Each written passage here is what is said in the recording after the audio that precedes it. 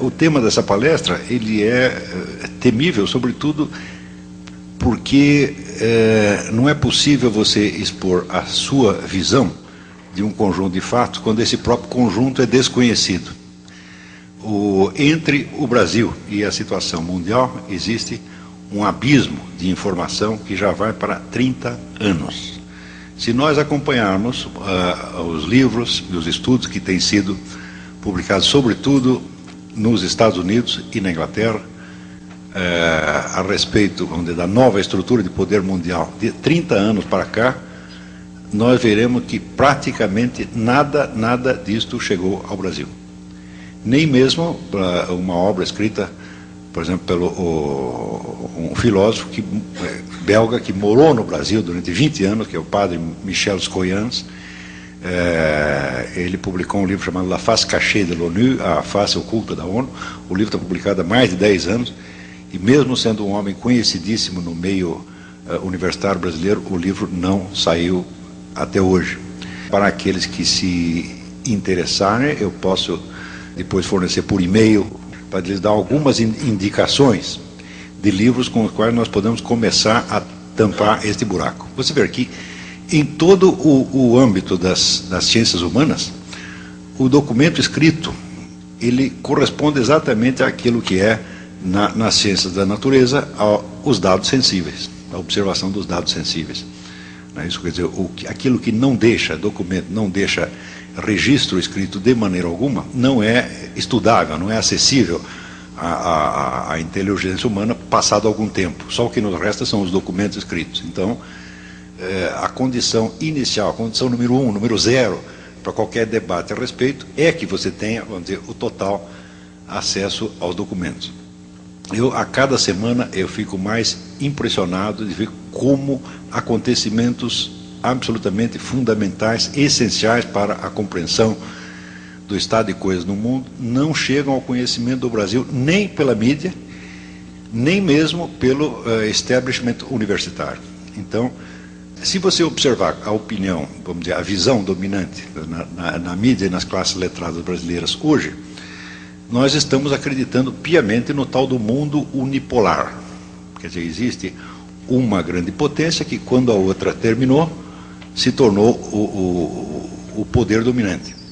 Ao mesmo tempo, ninguém pergunta, mas se tem um mundo unipolar, como é que tem tantos conflitos e tantas guerras assim? Esta pergunta deveria surgir quase que instintivamente, mas ela jamais surge.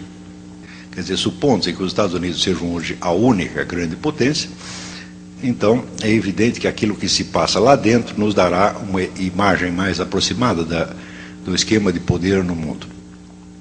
A presente eleição americana, ela mostra, vamos dizer, um divisor de águas que até hoje não foi nada compreendido no Brasil. A que correspondem exatamente essas duas figuras, vamos dizer, que não são simetricamente correspondentes de seus respectivos partidos, que são George Bush e Kerry? Por trás deles, existe nos Estados Unidos um conflito muito profundo entre duas concepções, vamos dizer, da função americana no mundo.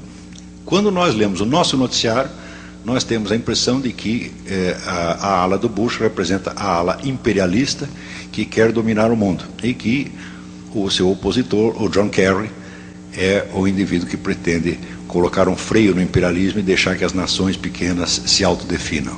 Muito bem, só brasileiro acredita nisto. Não há ninguém no mundo que seja burro o suficiente para acreditar numa coisa desta. Por quê?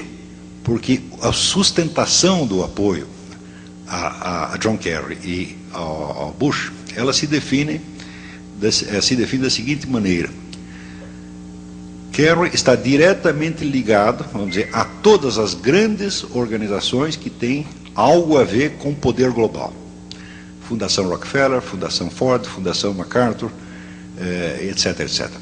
Aquilo tudo que nos Estados Unidos se chama o establishment. O establishment é, vamos dizer, o nome de um conjunto mais ou menos de 200 grandes empresas ou 300 grandes famílias que sempre estiveram, vamos dizer, mais ou menos no poder nos Estados Unidos, e da qual você pode captar algo do pensamento dessa turma através da revista Foreign Affairs, que é a revista do Conselho de Relações Exteriores, tá certo?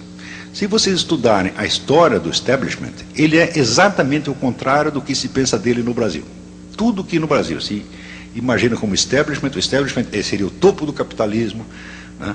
O comando geral do imperialismo yankee, e seria o suprassumo da direita internacional. Quando você vai rastrear a história do establishment, você verá que, desde o começo do século XX, em todas as eleições americanas, eles sempre apoiaram o candidato de tendência mais estatizante e socialista. Sempre, sempre e sempre. Qualquer sujeito que chegue lá com história de liberalizar a economia, ou com valores conservadores clássicos, nunca foi apoiado, com exceção do Reagan. O Reagan foi o único sujeito que conseguiu, vamos dizer, furar esta barreira. Por que que o establishment é sempre, vamos dizer, estatizante e mais ou menos socialista? Para entender isso, é preciso investigar um mecanismo que é gerado pelo próprio capitalismo e que funciona assim. O sujeito, dentro da economia de mercado, ele prospera e enriquece de tal maneira, que quando chega a um ponto, vamos dizer, ele percebe que ele não tem mais motivos para continuar submetido às oscilações do mercado. O mercado que o produziu, daí para dentro, se torna uma ameaça para ele. Então é preciso, vamos dizer, cair fora das leis de mercado para garantir a permanência da grande fortuna pelas gerações seguintes. O indivíduo, então, entra com um tipo de considerações que já não é capitalista, mas que é de ordem dinástica. Ou seja, já não se contenta em ser um grande capitalista, mas quer ser um dinasta, alguém que vai garantir o poder para a família por 2, 3, 10 ou infinitas gerações. Então, a partir desse momento, a abordagem que essas pessoas fazem da sociedade já não corresponde a uma perspectiva capitalista, mas a uma perspectiva de tipo aristocrático. É um poder de tipo aristocrático, tá certo? O qual, por definição, independe da economia. O poder aristocrático, se você vê qual é a origem dele na Europa, a aristocracia europeia ela se forma no campo da guerra. São as pessoas que conseguiram organizar, vamos dizer, a resistência às invasões bárbaras e que com isso adquirem um poder, uma liderança e são premiadas pela comunidade com terras, dinheiro, etc, etc. Então, esta casta aristocrática, ela aparece como um poder de ordem exclusivamente político-militar, nunca econômico. Quando vocês lerem, o poder da aristocracia se basear na propriedade feudal, você pode dizer que está falando com analfabeto. Tá certo? Ao contrário, a economia feudal, ela é produzida, quer dizer, como um efeito da constituição da casta aristocrática, mas assim leva muito tempo. Para você entender como é que funciona isso, existe uma cena do Salammbô de Flaubert que resume muito bem isso. São dois soldados conversando